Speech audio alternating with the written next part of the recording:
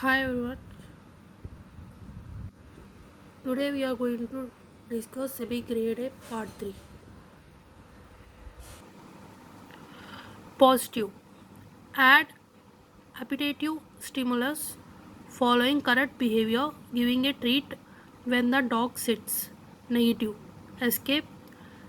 Active avoidance. Escape. Remove noxious stimuli following correct behavior, turning off an alarm clock by pressing the snooze button. Active avoidance. Behavior avoids noxious stimulus.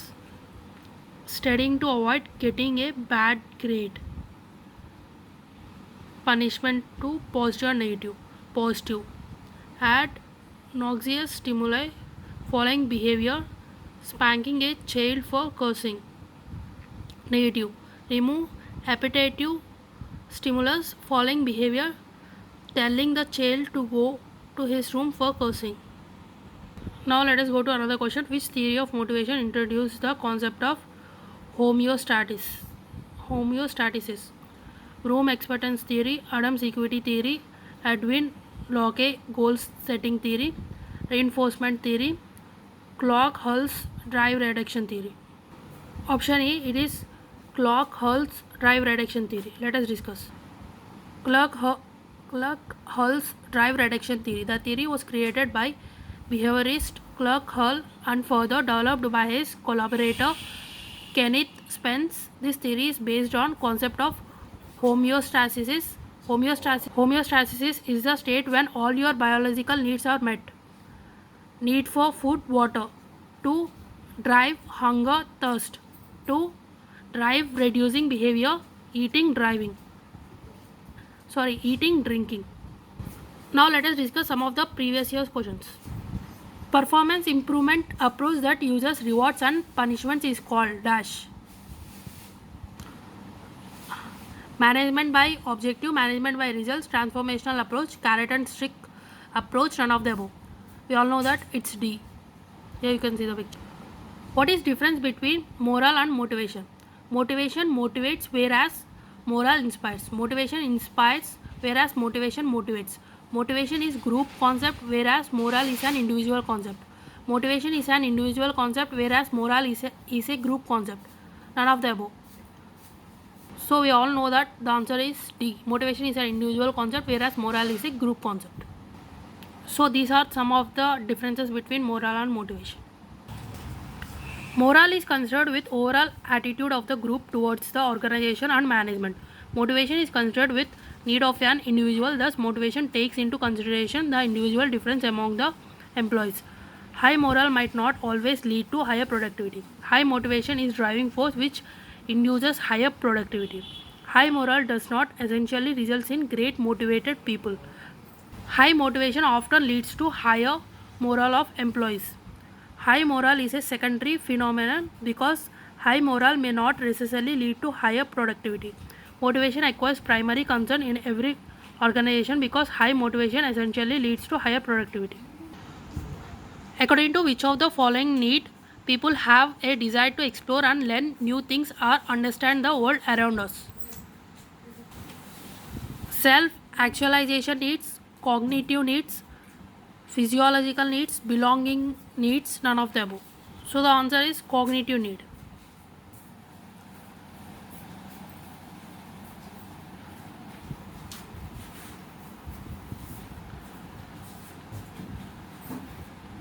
So the answer is cognitive need. You can see some of the related information. Next question. Identify the leadership style which a manager must use when the staff is untrained and they do not know which tasks to perform or which procedures to follow. Democratic, autocratic, shared, free reign, none of the above. It is very easy. Autocratic. Leadership is the ability of an individual or a group of individuals to influence and guide followers or other members of an organization in the same regard, which leadership style is also known as shared leadership.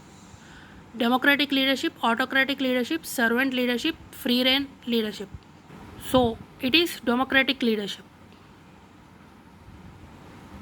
So some of the other names of democratic leaderships are participative style, shared leadership, consultative style. This style of leadership should be used when large and complex problems need to be solved and experienced staff is available. In the leadership style, leader encourages staff to be a part of the decision making and keeps staff informed about everything that affects their work and shares decision making problem solving responsibilities. Under which leadership style a leader all allows followers a self rule while at the same time offering guidance and support when requested. Democratic leadership, autocratic leadership, shared leadership, free reign leadership. None of the above. We all know that it is free reign leadership. Let us discuss.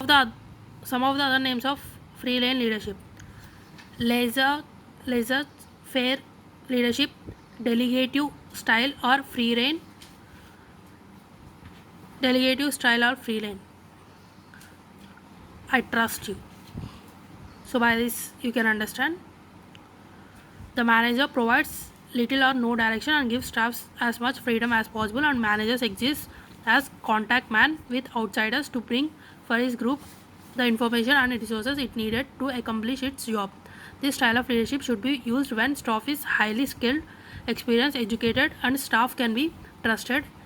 Environment is highly stable and there are no challenges. So it is a quick revision. Autocratic is self-ruling. Democratic work together. Free reign hands off.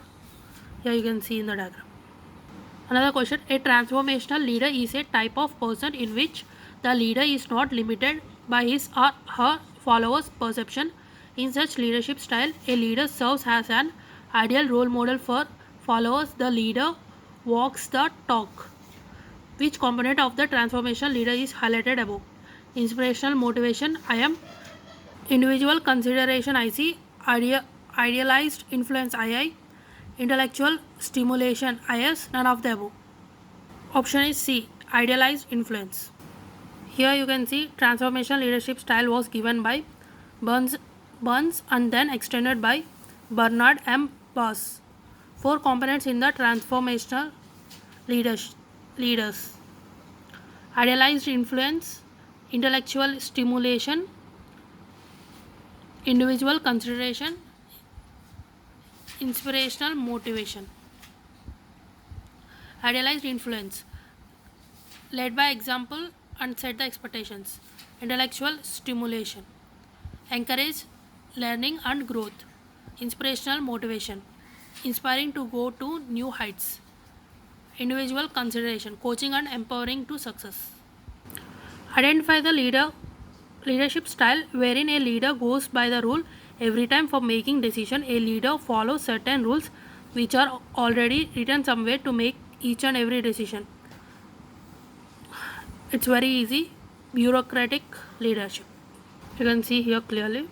Bureaucratic leadership. This was first initiated by Max Weber in 1947. The leader goes by the rules. The employees who conform to the bureaucratic leader are often rewarded. Adolf Hitler was leader of the Nazi party who rose to become dictator of Germany. Hitler was a high task oriented leader.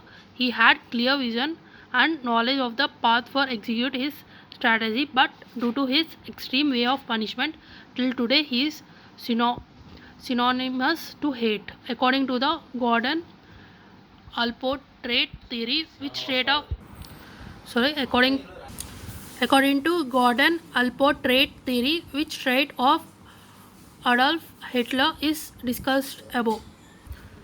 So the options are circular trait, central trait, primary trait, secondary trait, cardinal trait. Cardinal trait. So the correct option is cardinal trait. Let us discuss. Gordon Allport trait theory. Gordon Allport categorized traits into three levels: cardinal trait, central trait, secondary trait. Cardinal traits dominates an individual's whole life. The person becomes known specifically for these traits.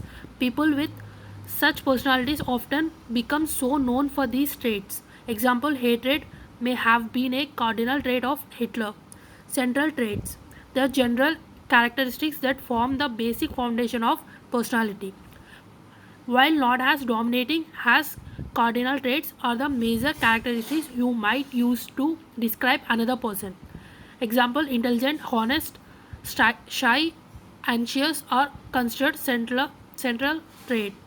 Secondary traits. Traits that often appear only in certain situations or under specific circumstances. Getting getting anxious when speaking to a group or impatient while waiting in line. I hope you understood. Next question. According to Blake and Mountain, managerial grid identify the leadership style wherein a manager maintains a perfect balance between company goals and workers' needs by giving some concern to both people and production. So the options are task manager, Awed and Elliot, country club managers, produce or perish style, none of the above. So So the option is none of the above. Let us discuss. So y-axis concern for people, x-axis concern for task. So the answer for previous question is middle of the road. Improvised authority, obedience, team leader, country club. Improvised means low people, low task. Authority or obedience means low people, high task. Team leader, high people, high task. Country club, high people, low task. A leader is someone who can see how things can be improved and who rallies people to move towards that better vision. In the same regard, which leadership style is also known as life cycle theory of leadership. Friedler contingency leadership of theory of leadership, Hersey and Blanchard situational theory, leader member exchange theory, Robert House path goal theory, none of the above. So the answer is B. Hersey and Blanchard situational theory. Here let us discuss Hersey and Blanchard situational theory. According to this model, the leader has to match the leadership style according to the readiness of subordinates, which moves in stages and has a cycle. Therefore, this theory is also known as the life cycle theory of leadership. 4 leadership styles of a leader. These styles are based on leadership behavior and task behavior. Telling, selling, participating, delegating. Telling, high on task and low on relationship. Selling, high on relationship and high on task. Participating, high on relation and low on task. Delegating, low on relation and low on task. 4 maturity levels of subordinates, also called readiness levels: M1, M2, M3 and M4. M1, low maturity, lack of ability and unwillingness in doing the task. M2, low to moderate maturity, lack of ability but willing to do so. M3, moderate to high maturity, ability to do the task but unwillingness to do task. M4, high maturity, ability to do task and willing also. So here M1,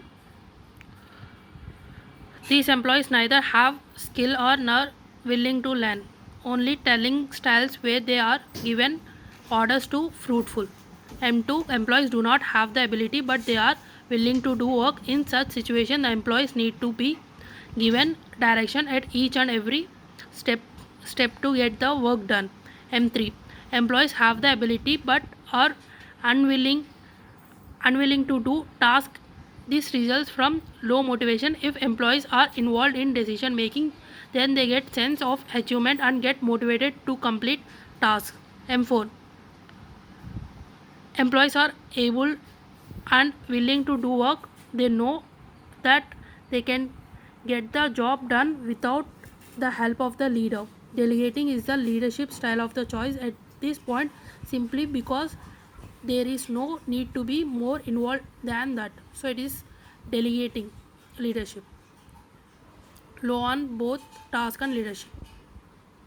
The next question is, Fedler's contingency theory suggested that leaders are consistent in their behavior, which can create predictability of how they will perform in each situation. In the same record, name the scale or questionnaire which was used by Fiedler to identify the most appropriate leadership style. Strong preferred coworker, moderate preferred coworker, least preferred coworker, most preferred coworker, none of the above. So the answer is C, least preferred coworker.